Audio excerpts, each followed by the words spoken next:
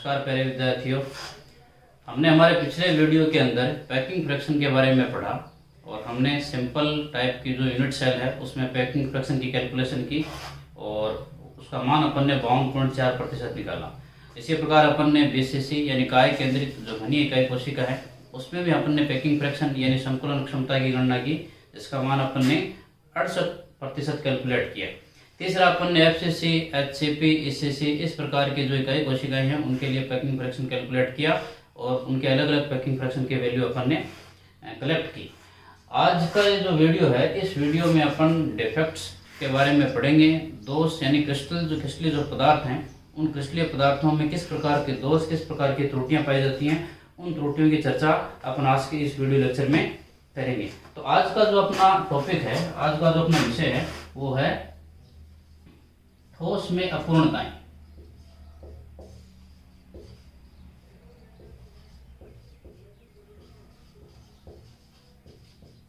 अपूर्णताएं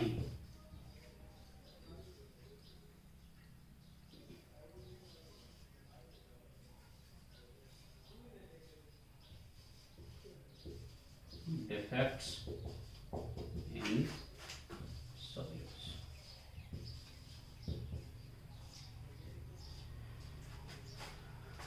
अपन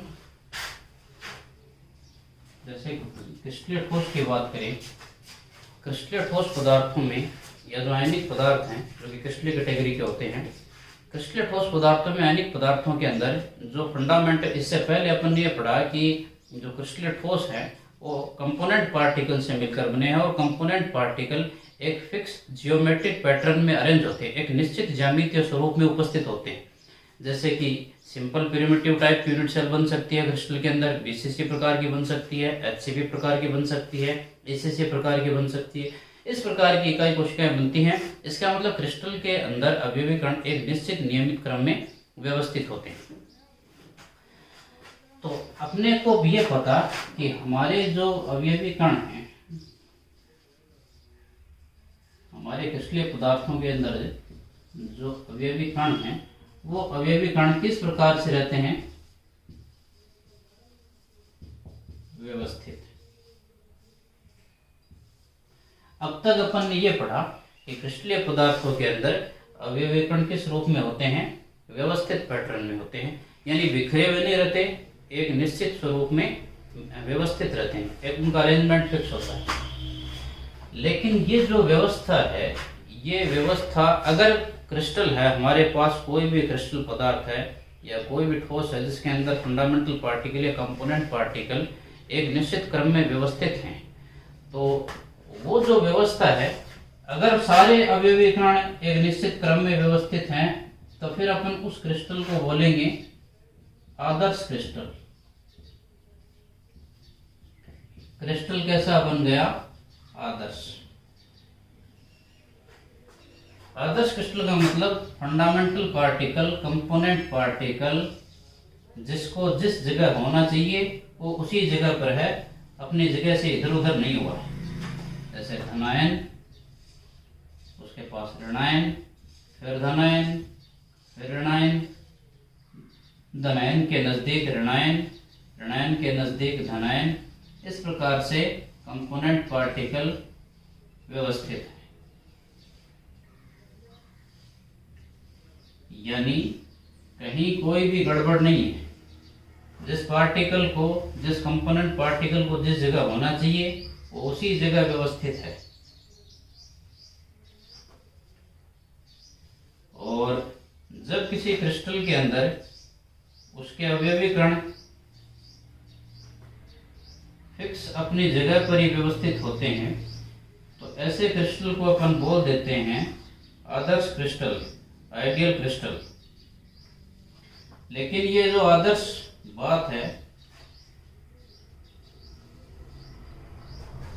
ये जनरली देखने को मिलती नहीं है अपने को। ये जो आदर्श व्यवस्था है वो अपने को सामान्य तौर पर देखने को मिलती नहीं है।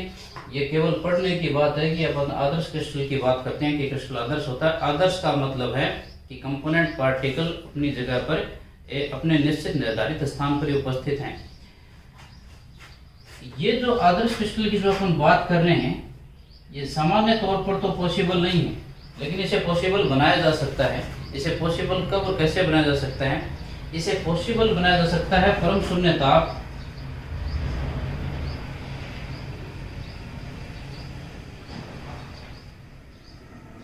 पर। परम शून्य ताप जो कि कितना होता है? 0 केल्विन। ये माना गया है कि परम शून्य ताप 0 केल्विन के ऊपर किसी क्रिस्टलीय पदार्थ में उपस्थित जो कंपोनेंट पार्टिकल हैं, जो अवयवी कण हैं, वो अपने निश्चित निर्धारित स्थान पर उपस्थित होते हैं और क्रिस्टल के अवयवी कणों की व्यवस्था में किसी प्रकार का कोई भी विचलन, कोई भी दोष, कोई डिफेक्ट नहीं होती। तो परम शून्य ताप पर क्रिस्टल के अंदर अवयवी कण एक निश्चित नियमित क्रम में व्यवस्थित होते हैं और परम शून्य ताप पर क्रिस्टल में कोई दोष, कोई त्रुटि उत्पन्न नहीं होती है। परम शून्य ताप पर जो क्रिस्टलीय पदार्थ हैं उनको अपन बोलेंगे आदर्श क्रिस्टल। ताकि आदर्श क्रिस्टल क्यों? आइडियल क्रिस्टल हो क्यों? क्योंकि उसमें कोई डिफेक्ट नहीं है, उसमें किसी प्रकार की कोई त्रुटि नहीं है, कोई विचलन नहीं है, कोई दोष नहीं है उसके अंदर। तो परम शून्य ताप पर क्रिस्टलीय पदार्थों को अपन बोलेंगे आदर्श क्रिस्टल। लेकिन परम शून्य ताप 0 केल्विन तो बहुत कम ताप है, इस ताप को प्राप्त करना भी बहुत मुश्किल है। आदर्श क्रिस्टल का निर्माण करना मुश्किल है। परम शून्य ताप 0 kelvin, that means -273.15 degree centigrade. इतना डिग्री सेंटीग्रेड में इतना नीचे का तापमान प्राप्त करना सामान्य बात नहीं है। इसका मतलब अपन सामान्य तौर पर प्रैक्टिकली या सामान्य व्यवहारिक तौर पर अपन इतना तापमान प्राप्त नहीं कर सकते। इसका मतलब हमारे आसपास जो कोई भी क्रिस्टलीय पदार्थ है वो आदर्श तो नहीं है, उसमें कोई न कोई त्रुटि उपस्थित है। हमारा जो तापमान है, आदर्श तापमान, वो अपन रूम टेम्परेचर 25 डिग्री सेंटीग्रेड मानते हैं। अब 25 डिग्री सेंटीग्रेड और इस तापमान में बहुत ज्यादा अंतर है। तो इस तापमान से जैसे अपन तापमान बढ़ाते हैं, ऊपर आते हैं, कमरे के ताप पर आते हैं, ये तो बहुत कम तापमान है।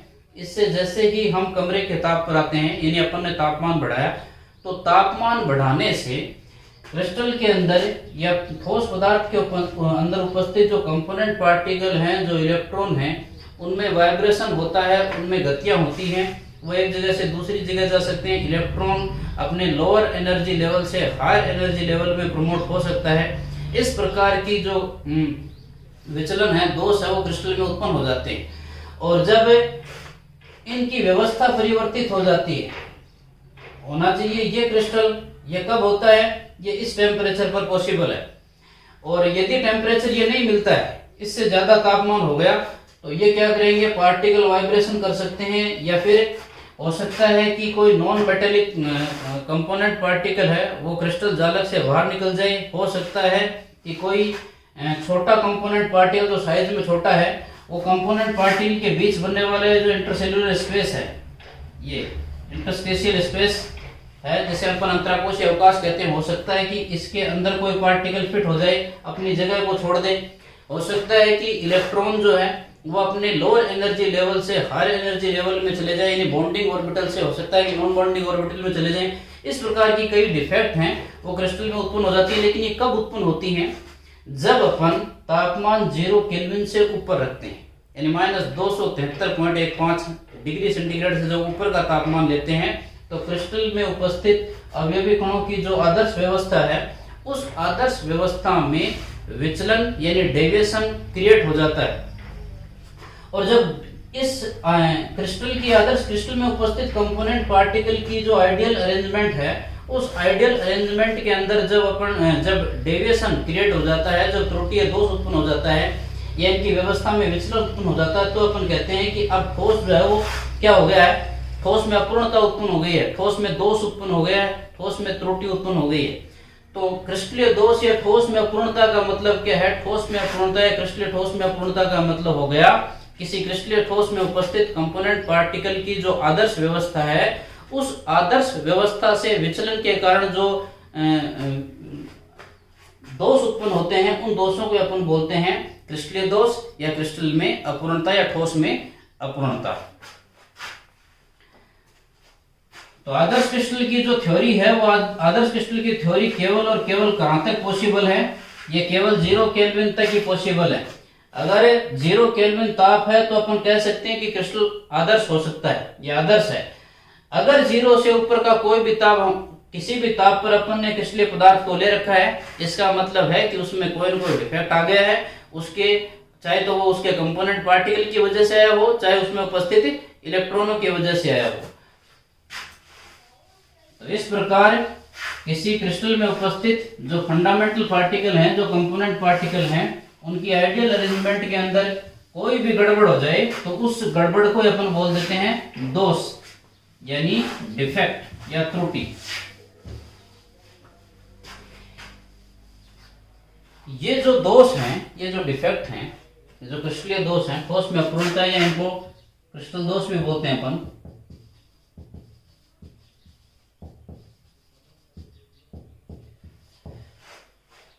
ये जो क्रिस्टलीय दोष हैं, ये 2 प्रकार के बताए गए।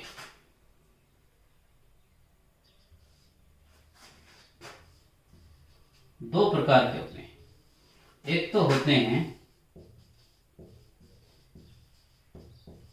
इलेक्ट्रॉनिक डिफेक्ट दोष,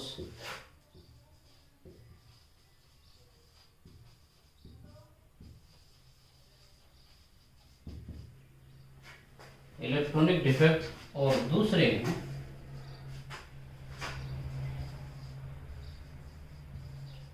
परमाणुकीय दोष, या अपन इनको बोलते हैं बिंदु दोष।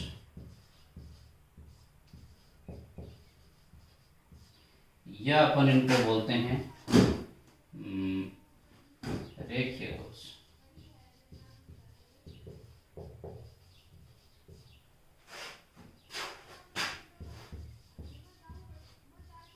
एटॉमिक इम्परफेक्शन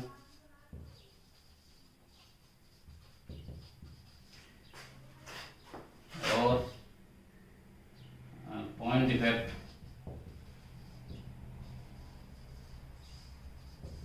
और लाइन डिफेक्ट।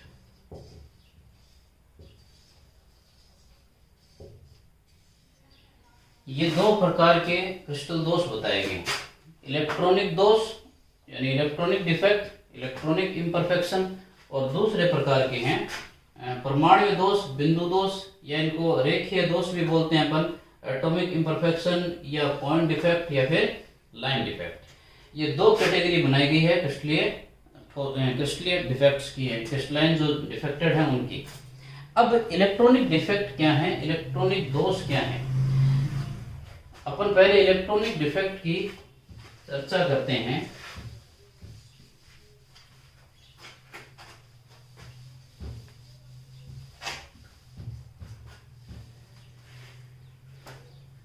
इनके नाम से ही पता चल जाता है अपने को कि गड़बड़ कहां पर है। गड़बड़ इलेक्ट्रॉनों की व्यवस्था में है, और जब इलेक्ट्रॉन अपनी आदर्श स्थिति से इधर उधर हो जाए तो दोष यानी त्रुटि उत्पन्न हो जाती है। उसी त्रुटि को नाम दे दिया गया है इलेक्ट्रॉनिक दोष। यानी इलेक्ट्रॉनिक अरेंजमेंट में अगर कोई गड़बड़ हुई तो इलेक्ट्रॉनिक अरेंजमेंट में गड़बड़ के कारण जो दोष उत्पन्न होते हैं, उन दोषों को, उन डिफेक्ट्स को अपन बोल देते हैं इलेक्ट्रॉनिक डिफेक्ट्स। अब ये होता कैसे है इलेक्ट्रॉनिक डिफेक्ट? इसके लिए अपन 11वीं क्लास के अंदर अपन ने एक MOT पढ़ी थी। अपन ने पढ़ा था मॉलिक्यूलर ऑर्बिटल थ्योरी।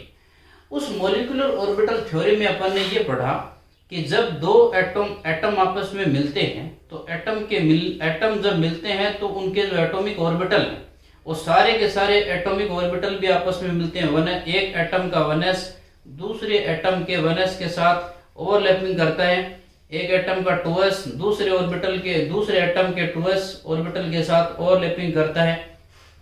और जिस प्रकार जैसे ही ऑर्बिटल ओवरलैपिंग करते हैं, अगर 2 ऑर्बिटल ओवरलैपिंग कर रहे हैं तो मॉलिक्यूलर ऑर्बिटल भी 2 ही बनते हैं।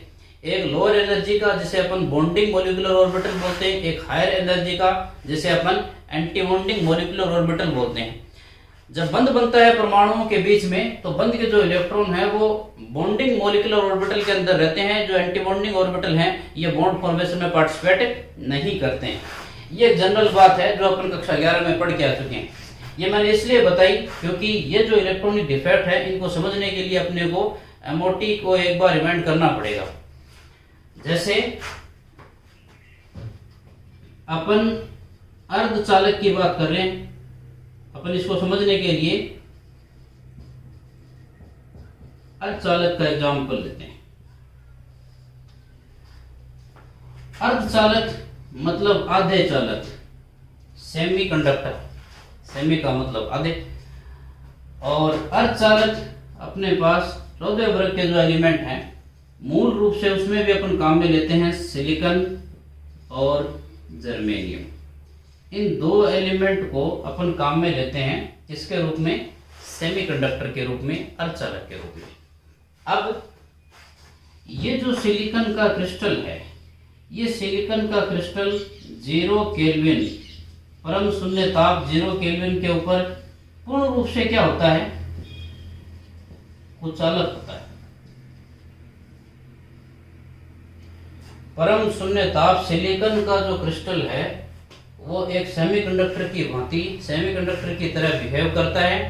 और सेमीकंडक्टर क्या है? सेमीकंडक्टर ऐसे क्रिस्टलीय पदार्थ हैं, ऐसे पदार्थ हैं जो 0 केल्विन पर तो होते हैं कुचालक, और रूम टेम्परेचर पर उनमें चालकता उत्पन्न हो जाती है। ऐसे पदार्थों को अपन बोलते हैं सेमीकंडक्टर। तो सिलिकॉन का क्रिस्टल 0 केल्विन परम शून्य ताप 0 केल्विन पर कंप्लीटली इंसुलेटर है, यानी इलेक्ट्रिकली इंसुलेटर है, विद्युत धारा का प्रवाह नहीं करता है, इसमें से विद्युत धारा प्रवाहित नहीं हो सकती। लेकिन 0 केल्विन से ऊपर का ताप लेते हैं अपन, जैसे रूम टेम्परेचर ले लेते हैं अपना 25 डिग्री सेंटीग्रेड। 25 डिग्री सेंटीग्रेड के ऊपर ये जो सिलिकॉन का क्रिस्टल है इसमें चालकता का गुण आ जाता है और ये क्या बन जाता है? सुचालक। अब 25 डिग्री सेंटीग्रेड के ऊपर इस क्रिस्टल में ऐसे क्या परिवर्तन हो गए जिसके कारण ये पहले कुचालक था और उसके बाद में क्या बन गया? सुचालक बन गया। यानी पहले तो ये था 0 केल्विन के ऊपर तो ये क्रिस्टल था कुचालक, इंसुलेटर, और 25 डिग्री सेंटीग्रेड के ऊपर ये बन गया कंडक्टर। तो ऐसे क्या परिवर्तन हुए, ऐसे क्या चेंजमेंट आए क्रिस्टल के अंदर जिससे कि ये इंसुलेटर से कंडक्टर बन गया? इस बात को अपन इलेक्ट्रॉनिक डिफेक्ट के आधार पर एक्सप्लेन कर सकते हैं। कैसे? सिलिकॉन का एक परमाणु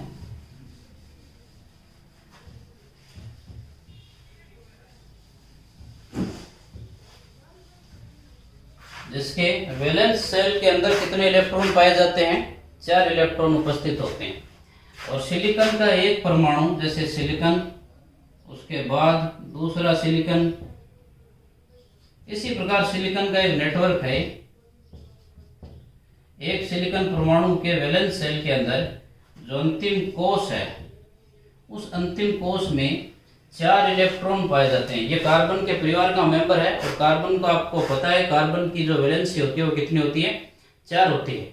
4 तो उसके वैलेंस इलेक्ट्रॉन होते हैं और अपना ऑक्टेट पूरा करने के लिए वो 4 इलेक्ट्रॉनों का शेयरिंग करता है, साझा करता है। उसी प्रकार सिलिकॉन के भी आउटर जो सेल है, अंतिम जो कोश है, उसमें 4 इलेक्ट्रॉन होते हैं। एक इलेक्ट्रॉन, दूसरा, तीसरा और चौथा इलेक्ट्रॉन। इस प्रकार प्रत्येक सिलिकॉन के जो बाहरी कोश है, आउटर सेल है, उसमें 4-4 इलेक्ट्रॉन है और प्रत्येक सिलिकॉन अपने इन 4 इलेक्ट्रॉनों का यूज करके 4 कोऑर्डिनेशन बॉन्ड, 4 कोवेलेंट बॉन्ड का फॉर्मेशन करता है। इसी प्रकार इस सिलिकॉन के पास भी 4 इलेक्ट्रॉन है।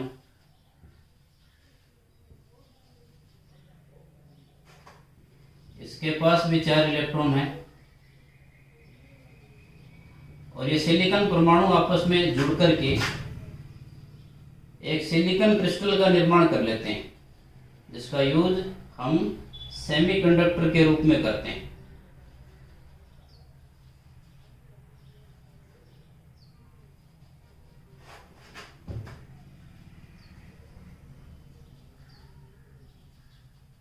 ये प्रत्येक सिलिकॉन परमाणु के पास कितने कितने इलेक्ट्रॉन हो गए?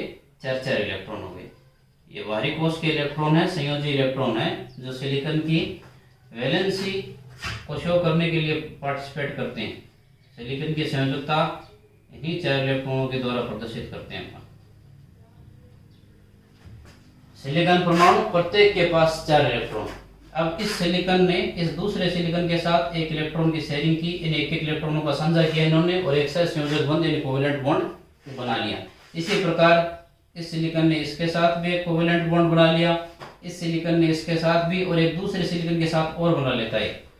इसी प्रकार ये भी इन चारों इलेक्ट्रॉनों का यूज करके 4 सहसंयोजक बंध बना लेता है।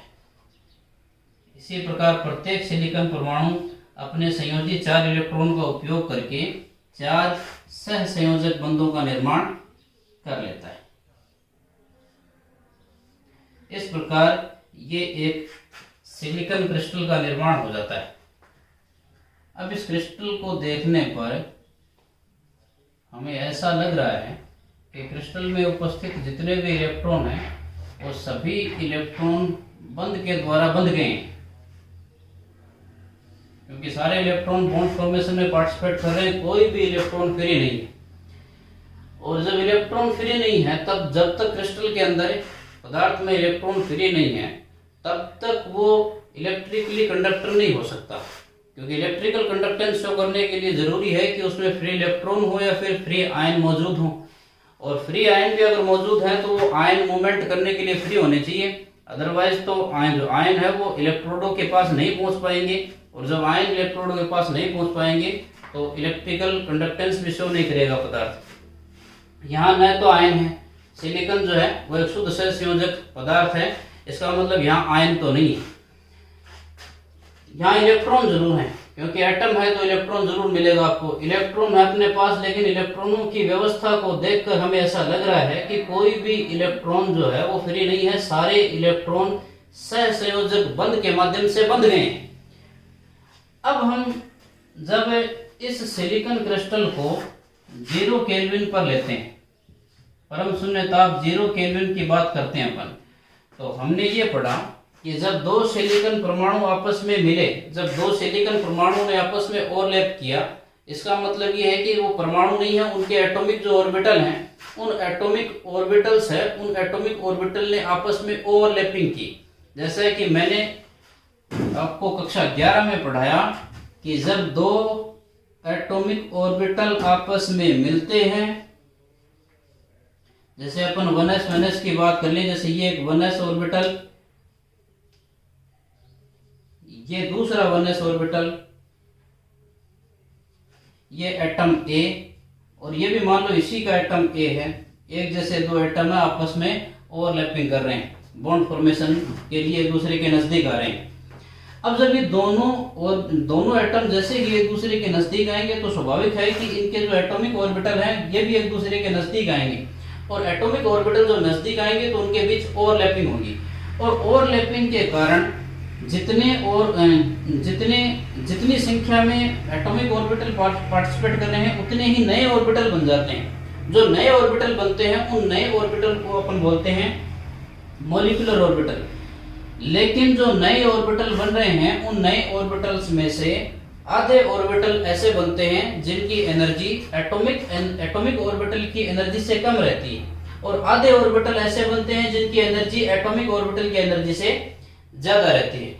जिनकी एनर्जी कम रहती है उनको अपन बोलते हैं बॉन्डिंग मॉलिक्यूलर ऑर्बिटल, और जिनकी एनर्जी ज्यादा होती है उनको अपन बोलते हैं एंटी बॉन्डिंग मॉलिक्यूलर ऑर्बिटल। तो जैसे ये 2 एटॉमिक ऑर्बिटल हैं और इन्होंने आपस में ओवरलैपिंग की, और दो हैं, इसीलिए 2 ही मॉलिक्यूलर ऑर्बिटल बन जाते हैं, एक लोअर एनर्जी का और एक हायर एनर्जी का। इनमें 2 इलेक्ट्रॉन, जैसे मान लो एक इलेक्ट्रॉन यहां है, एक इलेक्ट्रॉन इसमें। अब ये दोनों इलेक्ट्रॉन जब अपन ये जो दोनों इलेक्ट्रॉन है जो कि एटॉमिक ऑर्बिटल में मौजूद है, जब अपन इनको मॉलिक्यूलर ऑर्बिटल में फुलफिल करेंगे तो अपने को इलेक्ट्रॉनिक विन्यास को भरने का पता है कि सबसे पहले इलेक्ट्रॉन लोअर एनर्जी के ऑर्बिटल में भरे जाएंगे, उसके बाद हायर एनर्जी के। और ये किस प्रकार भरा जाता है अपने कक्षा 11 में सीखा था। ये दोनों इलेक्ट्रॉन ये भर दिया हमने, ये दोनों इलेक्ट्रॉन पहले तो थे अलग अलग एटम, अब दोनों एटम ए और ए आपस में एक बंध की सहायता से जुड़ गए हैं। ये दोनों इलेक्ट्रॉन उसी बंध को बनाने में काम में आ गए हैं। यानी इस ऑर्बिटल को अपन बोल रहे हैं बॉन्डिंग मॉलिक्यूलर ऑर्बिटल, BMO। इसको बोलते हैं अपन एंटी बॉन्डिंग मॉलिक्यूलर ऑर्बिटल।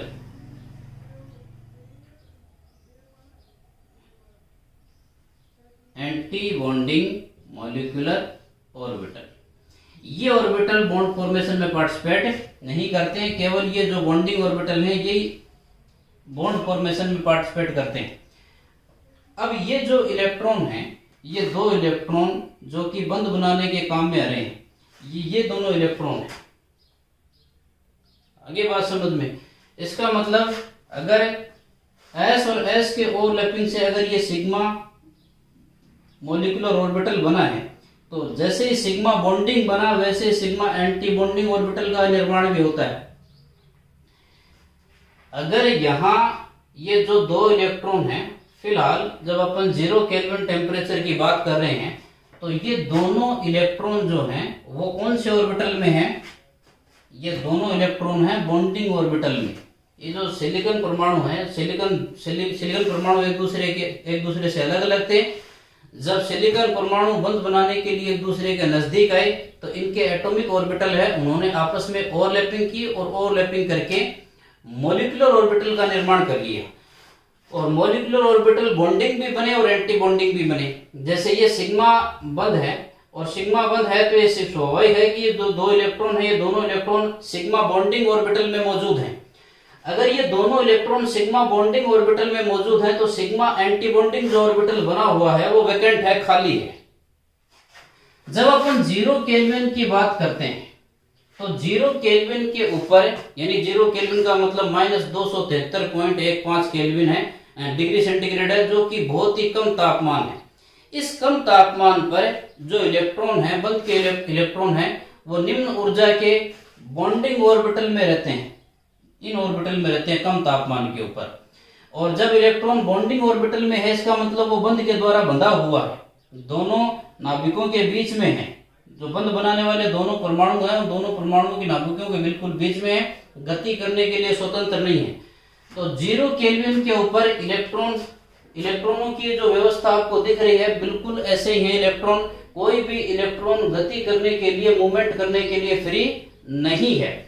तो इस स्थिति के अंदर, यानी 0 केल्विन के अंदर, चूंकि सिलिकॉन क्रिस्टल में कोई भी इलेक्ट्रॉन मूवमेंट करने के लिए, गति करने के लिए फ्री नहीं है, इसीलिए 0 केल्विन के ऊपर सिलिकॉन क्रिस्टल कैसा होता है?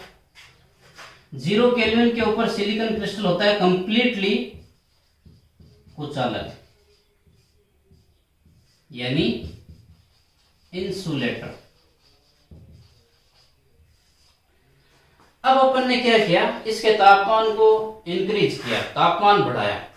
और हमें यह पता है कि जब अपन किसी एटम का, किसी पदार्थ का तापमान बढ़ाते हैं तो उसमें उपस्थित जो इलेक्ट्रॉन है वो इलेक्ट्रॉन अपने लोअर एनर्जी लेवल से एनर्जी लेकर के कहां चले जाते हैं?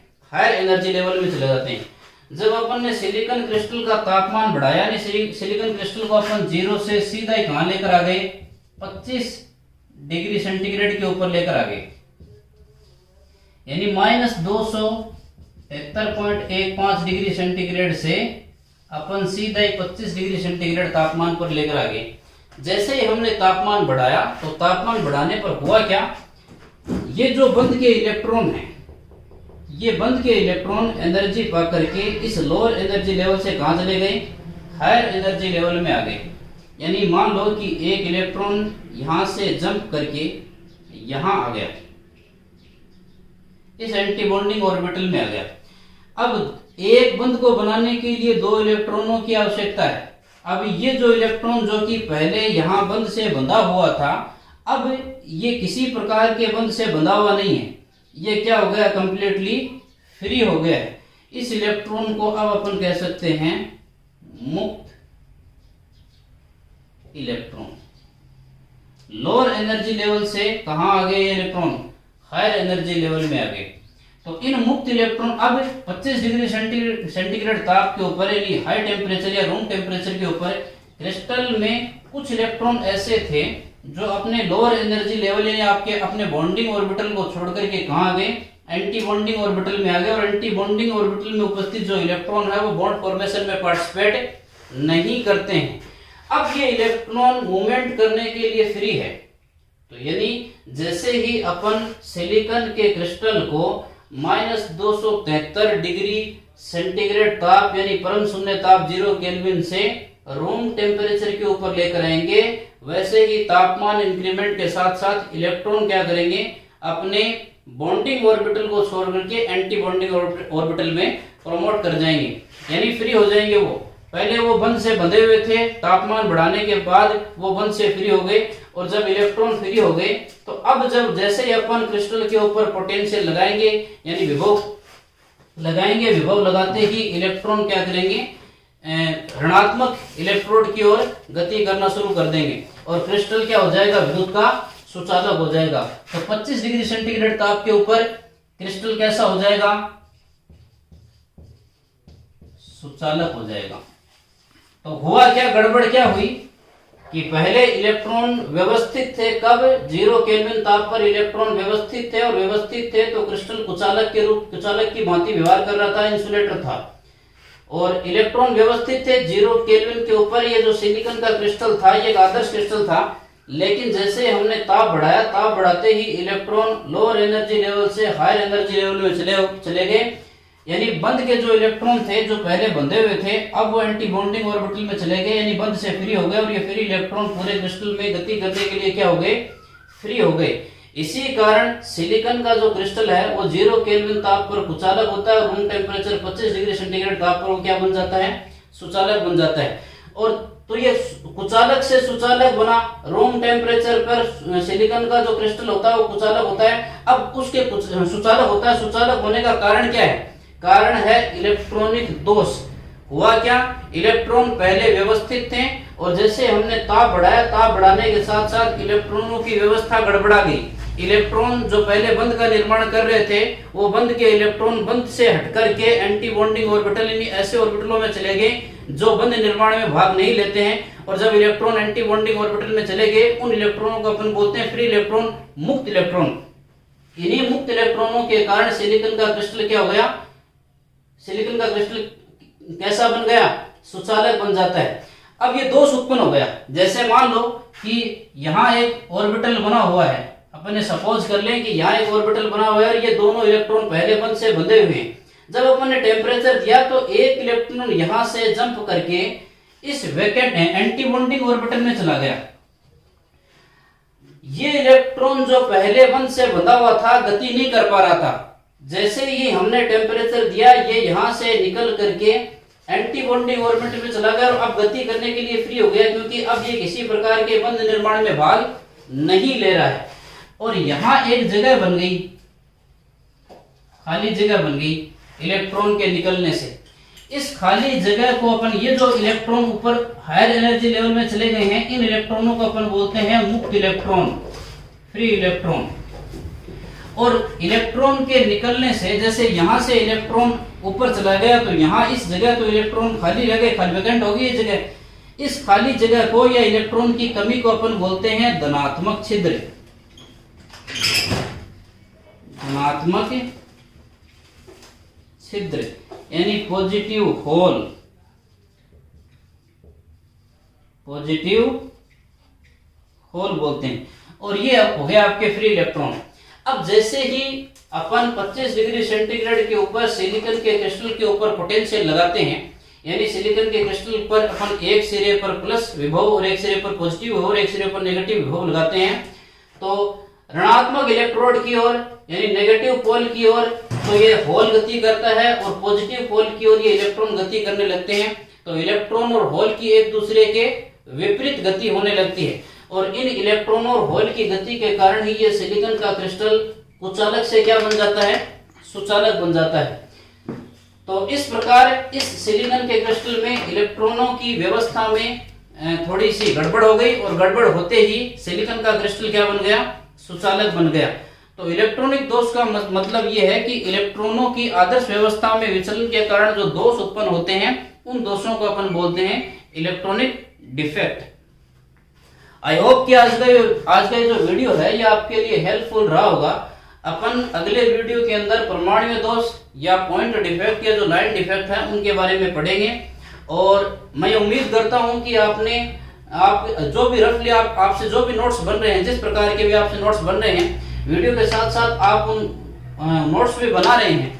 और नोट्स के साथ साथ उन नोट्स की आप स्टडी जरूर कीजिए, क्योंकि जब आप पढ़ोगे तो पढ़ने के साथ साथ समस्याएं उत्पन्न होगी, और जब समस्याएं उत्पन्न होंगी तो उन समस्याओं का समाधान भी हो सकता है। यदि हम पढ़ेंगे ही नहीं, नोट्स को जैसे अपन ने वीडियो देख लिया, ना कुछ लिखा अपन ने, और वीडियो देख लिया, वीडियो देख करके मोबाइल को बंद करके रख दिया, तो एक दिन 2 दिन 3 दिन बाद अपन ने जो कुछ भी हमने देखा है, जो पढ़ा है, वो इरेज हो जाता है दिमाग से, वो मिट जाता है दिमाग से।